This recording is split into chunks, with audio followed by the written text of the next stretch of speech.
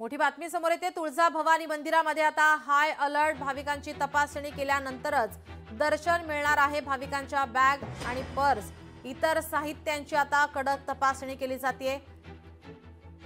दिल्ली येथील लाल किल्ला परिसरात झालेल्या स्फोटानंतर आता या ठिकाणी सर्वच यंत्रणा अलर्ट मोडवर आलेल्या पाहायला मिळतात। मंदिर प्रशासन तुळजाभवानीचं या ठिकाणी अलर्ट मोडवर।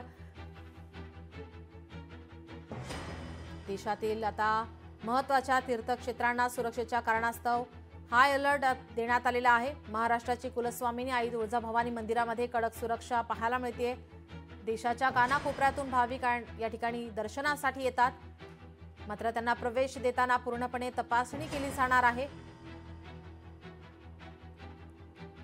याचाच आढावा घेतला आहे आमचे प्रतिनिधी काकासाहेब कांबळे यांनी।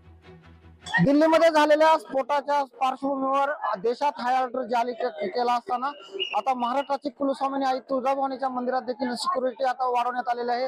या मंदिर संस्थांचे सिक्युरिटी 84 सिक्युरिटी गार्ड आणि 2 सुपरवायझर अशा पद्धतीने लोकांची चेकिंग केली जात आहे। मी आता उभा आहे की शहाजी महाद्वारावर आणि या महाद्वारातून आतमध्ये एंट्री करणाऱ्या प्रत्येक भाविकाची कसून अशी मेटल डिटेक्टरच्या सहाय्याने कसून तपासणी केली जात आहे। आणि या मंदिरात येणाऱ्या भाविकांकडील पर्स असतील, बॅग असतील, इतर साहित्य देखील आता या एक्सरे स्कॅनिंग मशीनद्वारे स्कॅन करून भाविकांना दर्शनासाठी आत सोडलं जात आहे। तुळजापूरमध्ये येणारा भाविक हा देशातील आणि देशासह राज्यात येत असतो आणि इथे येणाऱ्या भाविकांची आज मंगळवार असल्याने मोठी संख्या आहे आणि या पार्श्वभूमीवर आता भाविकांची मोठी चेकिंग कसून तपासणी करूनच मंदिरात भाविकांना दर्शनासाठी सोडलं जात आहे। काकासाहेब कांबळे, लोकशाही मराठी, तुळजापूर। लोकशाही मराठी ऐका, पहा, जागरूक रहा।